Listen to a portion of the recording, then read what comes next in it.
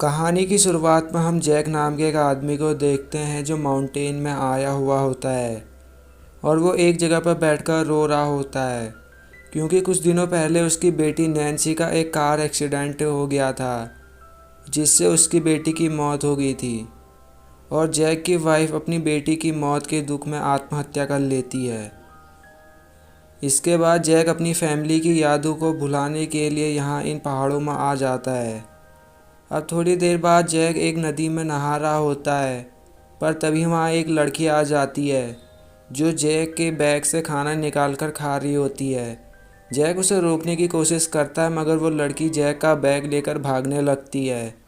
Jack उसके पीछे जाता है और वो लड़की कुछ दूर आगे जाने के बाद गिर जाती है। जैक उस लड़की से पूछता है कि तुम्हारे पेरेंट्स कहाँ हैं और तुम्हारा नाम क्या है, जिस पर लड़की उसे इशारों में बताती है कि उसके पेरेंट्स नहीं है। फिर जैक को पता चलता है कि ये लड़की बोल नहीं सकती।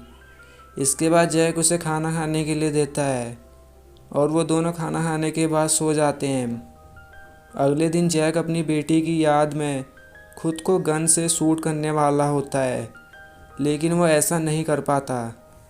फिर जैक उस लड़की के साथ मछली पकड़ने के लिए नदी के किनारे चले जाता है। जैक उस लड़की का नाम आर्या रखता है। आर्या को कुछ याद आने लगता है और वो घबराकर भागने लगती है।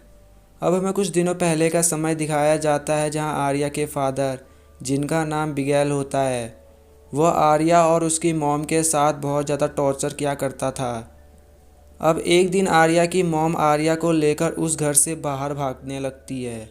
वो आर्या से कहती है कि तुम यहाँ से भाग जाओ और कभी भी यहाँ वापस नहीं आना। लेकिन तभी वहाँ बिगैल आ जाता है और वह आर्या की मॉम यानी कि अपनी पत्नी पर गोली चला देता है, जिससे आर्या की मॉम वहीं मारी जाती है। आर्या वहाँ से भाग जाती है, जिसके बाद बिगैल अपनी बेटी को मारने के लिए अपने दोस्तों के साथ मिलकर उसे ढूंढ रहा होता है। अब जब जैक को ये सब पता चलता है तो वो फैसला करता है कि वो अपनी बेटी को तो नहीं बचा सका, मगर वह आर्या को उन लोगों से बचाएगा। मगर बिगैल आर्या को ढूंढते ढूंढते एक दिन आर्या तक पहुंच जाता है।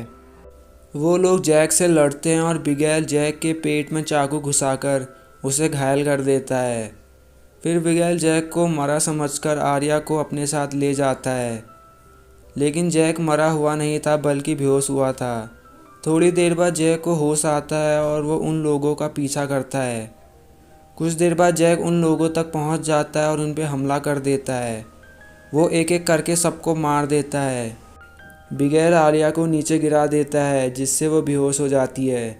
फिर बिगैल जैक पर हमला करने ही वाला होता है, लेकिन तभी जैक उस पर गोली चला देता है और बिगैल की भी मौत हो जाती है। इसके बाद जैक आर्या को वहाँ से ले जाने लगता है, मगर वो फिर से बेहोश हो जाता है। जब उसे होश आता है तो उसके सामने आर्या होती है, जो कि बिल्कुल ठीक थी। जैक उसे अपनी बेटी बना लेता है और आर्या को अच्छी ज़िंदगी देने के लिए शहर की ओर चला जाता है। और इसी के साथ ये कहानी यहीं पर ख़त्म हो जाती है। उम्मीद करता हूँ कि आपको ये कहानी पसंद आई होगी।